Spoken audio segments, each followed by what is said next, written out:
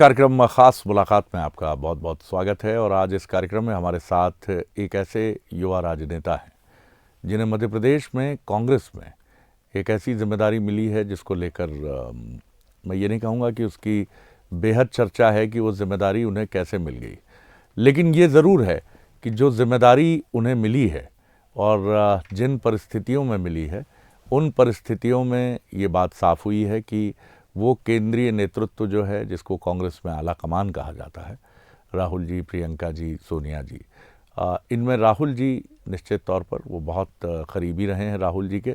और यही वजह है कि राहुल गांधी जी ने उस समय में उनको चुना है जब बहुत चुनौतीपूर्ण स्थितियां थीं और ख़ुद विधानसभा चुनाव में उन्हें अपनी सीट से कामयाबी ज़रूर नहीं मिली, लेकिन ये चुनावी राजनीति का हिस्सा है। और चुनावी राजनीति में ऐसा कौन सा दिग्गज है जो चुनाव में हार के स्वाद को जिसने कभी न कभी नहीं चखा हो।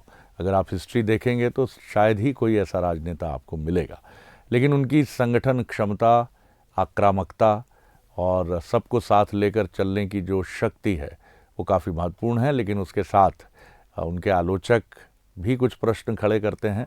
तो मुलाकात करिए, मेरे साथ हैं मध्य प्रदेश कांग्रेस के नवनियुक्त प्रदेश अध्यक्ष जीतू पटवारी जी। बहुत स्वागत करता हूँ जी। नमस्कार, धन्यवाद। जीतू जी, आपको मैंने कभी जीवन में जितना मैंने आपके साथ बीते करीब कह लें कि एक दशक का साथ आपके साथ एक पत्रकार के तौर पर रहा है, मैंने आपको जल्दी मायूस होते हुए, निराश होते हुए नहीं देखा।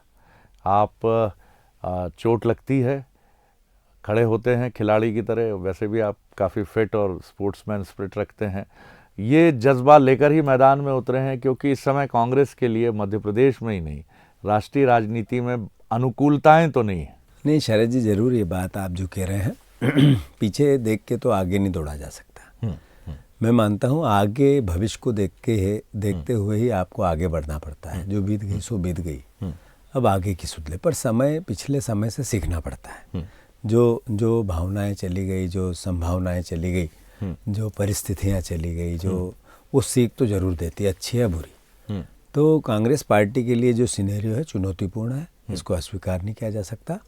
पर यह है कि चुनौती है पर डर नहीं है, मैं इसको मानता हूँ। अगर आप मध्य प्रदेश के संदर्भ में मुझसे ये बात पूछेंगे तो जो जिम्मेवारी मुझे मिली, मुझे मानना है कि ये जिम्मेवारी एक व्यक्ति की हो सकती है, पर नेतृत्व सामूहिक है। और जब मैं नेतृत्व सामूहिक की बात करता हूँ तो ये एहसास को सिर्फ बोलता नहीं हूँ, जीता भी हूँ कि पार्टी सबकी है। और जो सीनियर मोस्ट लोग हैं उनकी अनुभव का भी लाभ लेना है। युवा साथी हमारे जो हैं उनको भी साथ लेकर उनकी ऊर्जा का उपयोग करना है।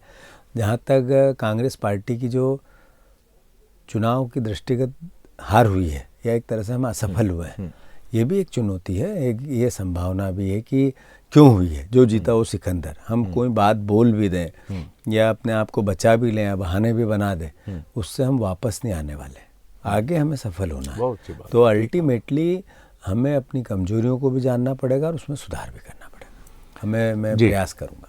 ये बताइए कि आपने ठीक कहा कि पीछे देखकर तो आगे नहीं दौड़ा जा सकता, लेकिन पीछे हमसे क्या गलती हुई ये देखने के लिए पीछे जाना पड़ेगा। तो क्या गलती हुई आपसे, क्योंकि ये आकलन सामने आया है कई कॉर्नर से, पार्टी के अंदर से, कि वरिष्ठ नेताओं का जो दबदबा था उसके चलते बहुत सारी चीज़ें जो दिल्ली से भी आईं और मध्य प्रदेश में भी आगे बढ़ाकर ऊपर तक पहुंचाई गईं, वो वरिष्ठ नेतृत्व को रास नहीं आ रही थी और एक कहीं ना कहीं संवादहीनता जैसी स्थिति बनी थी। इसमें कितनी सच्चाई है? नहीं, हार किसी एक व्यक्ति के कारण नहीं होती है, सामूहिकता से होती है। जीत भी एक व्यक्ति के कारण नहीं। बिल्कुल ठीक है। आप ये अगर हम ये कह दें कि मेरे कारण जीते, बहुत सी चीज़ें एक साथ आती है। मेरे कारण हारे, ये भी बहुत सी चीज़ें एक साथ सामने आती हैं। ये ज़रूर है कि अगर 3, 4, 5 कारण हम पकड़ने की कोशिश करें इस पिछले चुनाव के, तो ज़रूर हमारी संगठन क्षमता जो थी उससे अच्छी बीजेपी की रही होगी, तभी तो बूथ का मैनेजमेंट अच्छा कर पाए। ज़रूर ये बात है कि भारतीय जनता पार्टी ने जो नैरेटिव तैयार किया, वो नैरेटिव उसकी कमियों को दूर करता हुआ वो जीत गई। जी जबकि अल्टीमेटली तो उसके विपरीत थी जी। परिस्थितियाँ। तो जो ग्राउंड पे लड़ाई हमें लड़नी थी, जो ज़मीन पे लड़ाई हमें लड़नी थी, सड़क पे लड़नी थी, नैरेटिव बनाना था कि इन्होंने इस तरह का एक समाज में परिस्थिति निर्मित की है कि जिसमें सबसे बड़ी बेरोजगारी है, महंगाई है, किसानों की आत्महत्याएं, किसानों के दर्द है, आम जनता के दर्द है, उसको हम कर्मचारियों के दर्द सड़क पे नहीं ला पाए। तो वो सड़क पे नहीं लाना, बीजेपी ने उसका लाभ लिया अपने नैरेटिव तैयार करने के लिए, और वो सफल हो गई। जहाँ तक उनकी लाडली बहना की बात हो, जहाँ तक उनका जो एक जो भारतीय जनता पार्टी की एक तरह से उसके बिहाफ पे कहें कि उनकी ताकत है, और हमारे बिहाफ पे कहें कि हम समझाने में लोगों को असमर्थ रहे जी। वो कट्टरता, नफरत, घृणा, वो अलग अलग तरह की बिना अनचाहा सा डर। फिर जो मुख्यमंत्री उन्होंने 3, 4, 5 खड़े कर दिए। कैलाश विजयवर्गीय भी मुख्यमंत्री हो सकते हैं, तोमर साहब भी मुख्यमंत्री हो सकते हैं, हमारे प्रहलाद पटेल जी भी हो सकते हैं, शिवराज जी भी हो सकते हैं, कोई आदिवासी भाई भी हो सकते हैं। उन्होंने ये रणनीति बनाई। तो वो कहते हैं ये हमारा पॉलिटिकल मैनेजमेंट था, हमारी खूबसूरती थी, या हमारी चतुराई है, राजनीतिक चतुराई। मैं इसको विपरीत कहता हूँ कि उन्होंने जो लोगों को ये मैसेज दे के वोट लिए, लोधियों के लिए, किरार समाज के लिए या ठाकुर समाज के लिए अलग है, उन्होंने एक तरह से धूल झोंकी, मिर्ची झोंकी उनकी आंखों, धोखा किया उनके साथ, और वो उनको पॉलिटिकल मैनेजमेंट बताते हैं, चतुराई बताते हैं। तो कुल मिला के एक ऐसा सिनेरियो तैयार हुआ जो कई 3, 4, 5 बड़े कारणों के साथ वो जीत गए, और हमारी कहीं न कहीं चूक रह गई। रही बात यह है कि उनके खिलाफ वातावरण में कोई कमी नहीं थी, खराब वातावरण बीजेपी के पक्ष का कोई कमी नहीं थी, पर चूंकि पिछली हमारी कमी रही, या आपने सीखने की बात कही, वो सीख रहे। क्या ये बात मैंने 2008 में भी सुनी कि कांग्रेस की सरकार बनने वाली है, अति आत्मविश्वास और कुछ चुनौतियां जो विद इन दी पार्टी आती हैं, गुटबाजी जिसमें एक बड़ा कारण होती है। 2013 में भी बड़ी चुनौती थी, कांग्रेस बिल्कुल मैदान में थी। 2018 में आपने सरकार बनाई, और 23 में भी आप कतई मुकाबले से बाहर नहीं थे। नतीजे भले ही बहुत ही मैं ये कहूँगा कि चौंकाने वाले रहे, और बड़े बड़े पंडित पीछे छूट गए, लेकिन क्या चूक होती है क्या बहुत ज़्यादा ओवर प्रोजेक्शन कर लेती है पार्टी, उसके senior leaders?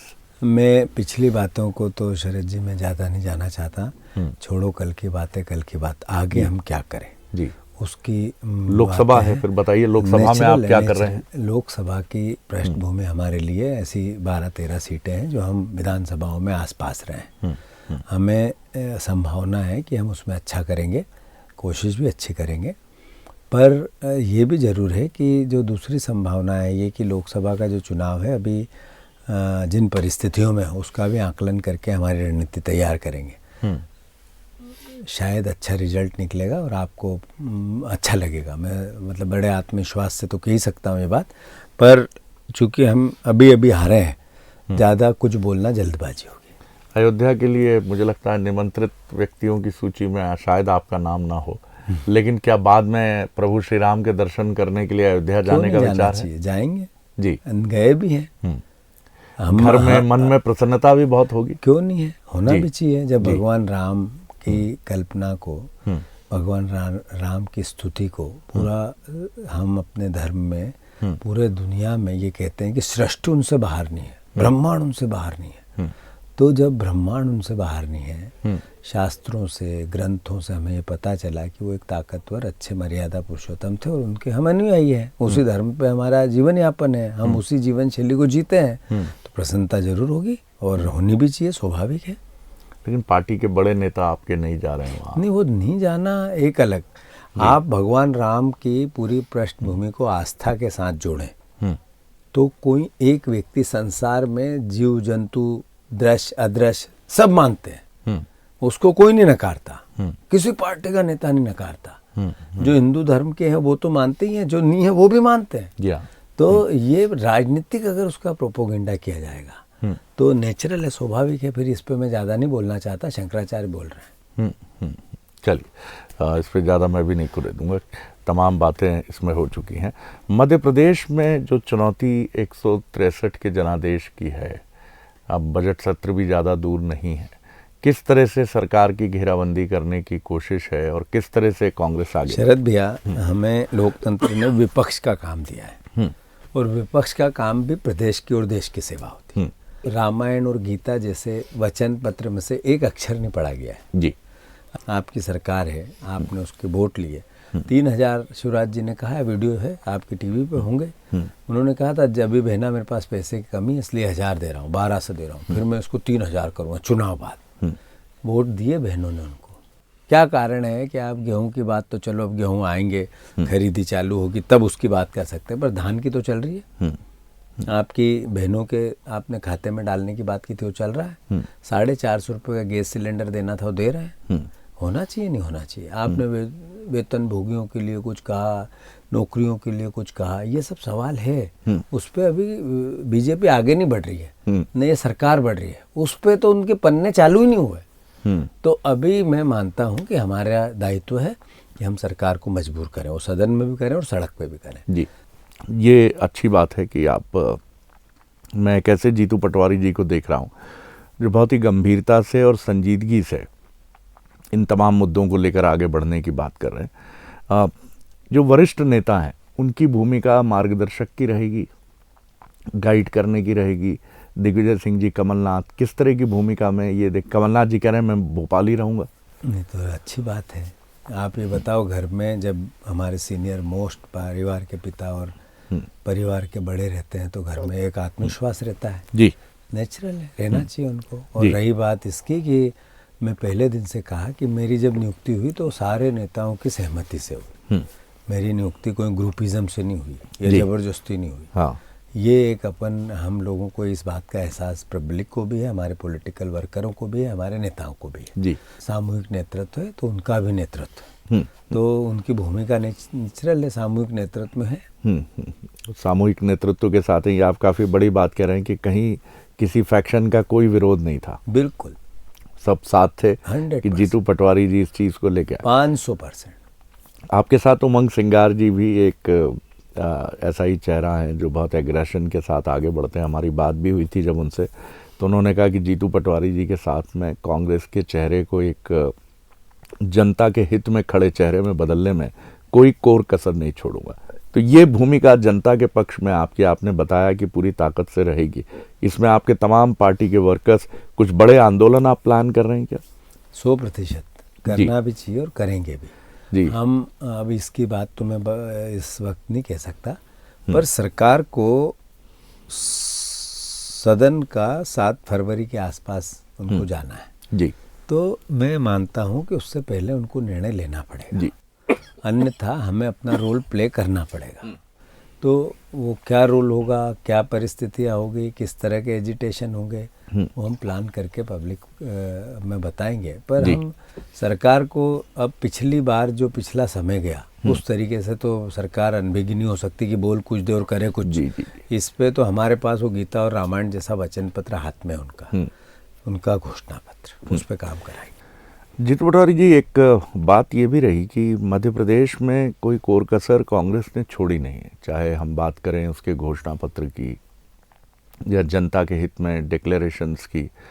Bharatiya Janata party के पास लाडली बहना थी तो आपके पास नारी सम्मान योजना थी, लेकिन ये योजनाएं सरकार के खजाने में सुराख बहुत तेज़ी से लगाती हैं। कि युवा राजनेता हैं आप, लोग जानना चाहेंगे कि आपका इस पर क्या ओपिनियन है, रेवड़ी राजनीति नहीं, पर? मैं मतलब पहले भी मैं इसके, आपने मुझे कभी नारी सम्मान को लेके या इस तरह की भावना को लेके, क्योंकि पब्लिक देखती है दूर से, समझती है। वोट चलो ठीक है, किसी न किसी पार्टी को तो उनको देना ही था और दिया भी, लालच में आके ही दिया। ये भी, इसको भी मना नहीं किया जा सकता। बहनों ने उस पैसे का 3 दिन पहले जो पैसा डाला, 4 दिन पहले जो पैसा डाला, उसका असर हुआ जी, और वही असर बीजेपी को जिता ले गया। तो मैं मानता हूं कि ये चुनाव की गलत परंपराओं का एक हिस्सा है। एक तरह से वोट को खरीदा गया, इसको नकारा नहीं किया जा सकता। अब आपने कहा आपकी नारी सम्मान भी थी, ये भी हो सकता है।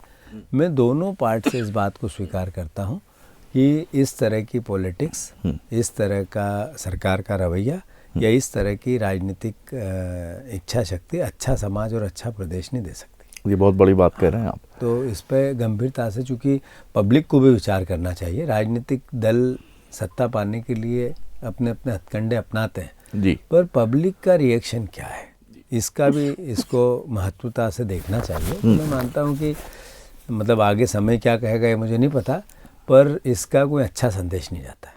जीतू पटवारी जी, एक और बड़ी चीज़ है कि इस समय कार्यकर्ताओं का मनोबल जो है वो काफ़ी नीचे होता है, क्योंकि बहुत हाई एक्सपेक्टेशंस थी उनकी, बहुत अच्छा चुनाव लड़ा आपने, कोई कसर नहीं छोड़ी, आपके सीनियर लीडर कमलनाथ जी ने कसर नहीं छोड़ी। इन कार्यकर्ताओं के मनोबल को वापस लौटाने के लिए कांग्रेस में भड़ास निकालो सम्मेलन की भी परंपरा रही है, मन की बात कहो, हालांकि मन की बात तो पूरे आपके हर फोरम पे कही जाती, इसे लेकर क्या सोचते हैं? नहीं, मैं अभी हमारी लगातार आपने अगर वाच किया हो तो हमारी मीटिंगें सुबह से शाम तक चली, जिला अध्यक्षों की, प्रभारियों की, विधायकों की, हमारे प्रत्याशियों की, हमारे फ्रंटल की, हमारे और जो प्रभारी अभी नए बनाए उनकी, जो दिल्ली से हमने अभी लोकसभा प्रभारी बनाए उनकी दिन भर मीटिंगें चली।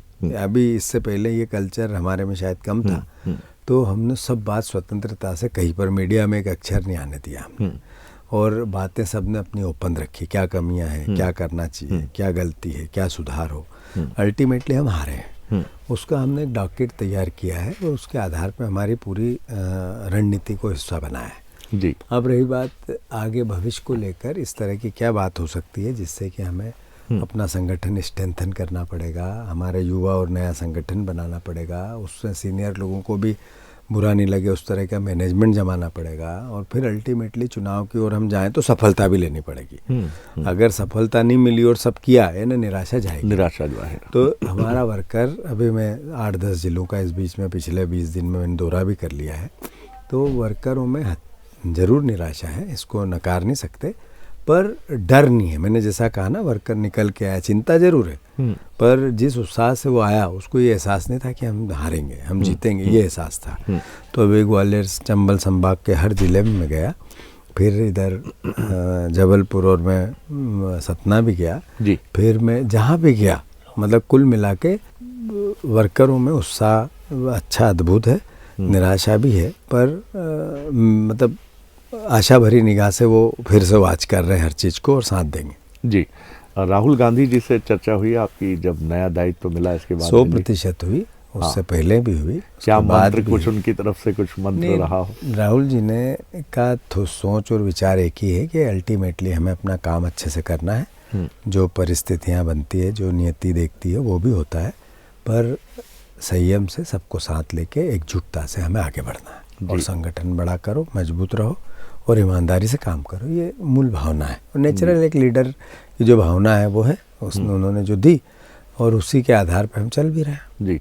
आखिरी सवाल कर रहा हूँ आपसे मैं, बहुत कठिन होता है उन परिस्थितियों में दायित्व को संभालना जब बहुत सारी ऐसी चीज़ें हों कि आपका प्रतिद्वंद्वी बहुत मजबूत हो, उसके पास ऐसे मुद्दे हों जिनकी काट ढूंढने में आपको बहुत जतन करना पड़े, पैसे की भी, रिसोर्सेज, क्योंकि लंबा समय है सत्ता से बाहर का, एक 14 महीने का समय छोड़ दें, इन तमाम परिस्थितियों के बीच में शरद भैया, बीजेपी इसी दौर से यहाँ है, हम भी इसी दौर से वहाँ जाएंगे।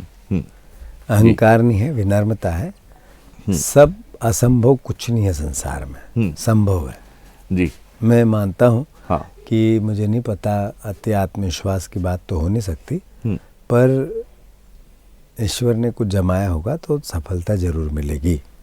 मैं इसका बहुत बड़ा एक हिस्सा है, अभी शुरुआत है, 20 दिन हुए मुझे अध्यक्ष बने, उमंग जी को बने हुए हैं, नया हमारा नया सिस्टम चलाने को है। हम आप देखोगे पीछे लगातार संयम से हम निर्णय ले रहे हैं, और एक आवाज़ भी ऐसी नहीं आती है जिससे कि बिल्कुल सही, तो आगे भी हम निर्णय लेंगे, और सबको मतलब मैं मानता हूँ कि जितना बेटर से बेटर हो सकता है, एक ही नियत है हमारी विचारधारा, हमारी पार्टी, लाइक डिसलाइक नहीं है, सामूहिक नेतृत्व है, तो फिर सब मिल के करेंगे और सब मिल के करेंगे। बहुत शुभकामनाएं जीतू भाई। और मैं एक बहुत बदले हुए इस मामले में कि मीडिया के सामने एक्सप्रेशन में एक बहुत शांत, ठहरे हुए और भविष्य की चुनौतियों की चिंता मन में समेटने वाले, लेकिन उसको चेहरे से और शब्दों से व्यक्त न करने वाले जीतू पटवारी से मुलाकात कर रहा हूँ।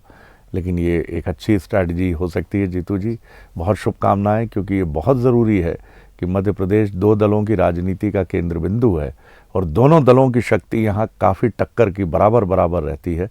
तो इस परंपरा को आपको आगे बढ़ाना है, और चुनावी राजनीति में कांटे की टक्कर, और कोई ये न कह सके कि चुनावी ऊंट किस करवट बैठेगा, इस टेम्पो को आपको बरकरार रखना है, ये आसान चुनौती नहीं है। ये थे प्रदेश कांग्रेस के अध्यक्ष युवा नेता जीतू पटवारी जी। बहुत महत्वपूर्ण बात वो कहते हैं कि मैं किसी गुटबाजी या किसी के विरोध या किसी के सबके समर्थन से बना हूँ, किसी का विरोध नहीं है इसमें। ये बहुत महत्वपूर्ण बात है और ये कांग्रेस में एक शायद नए युग की शुरुआत के तौर पर भी इसे देखा जा सकता है, जहाँ एक ऐसा प्रदेश कांग्रेस अध्यक्ष मिला है कि जिसका समर्थन सभी धड़ों से, क्योंकि कांग्रेस में क्षत्र परंपरा है, लेकिन जीतू पटवारी को जो ये दायित्व सौंपा गया है, इसमें एक और महत्वपूर्ण बात ये भी है कि अब राज्य और केंद्र के बीच में, मैं ये नहीं कह रहा हूँ पहले समन्वय नहीं था, लेकिन अब वो और स्मूथ है और ज़्यादा वेल कनेक्टेड है। पहले की तुलना में ये और ज़्यादा सघन और मजबूत है। वो कहते हैं चुनौतियाँ बहुत गहरी हैं, लेकिन हमारे पास मुद्दे हैं। मुद्दे बहुत महत्वपूर्ण हैं क्योंकि हमने भारतीय जनता पार्टी के घोषणा पत्र को बिल्कुल अपने हाथ में रखा है और एक एक घोषणा का मूल्यांकन हम जनता के हक में, जनता के हित में करेंगे। और ये सवाल सड़क से लेकर सदन तक हम भारतीय जनता पार्टी की सरकार से पूछेंगे। तो निश्चित तौर पर ये जीतू पटवारी ठहरे हुए हैं और यही भाव वो भाव है जो स्थिरता से आपको आगे ले जा सकता है।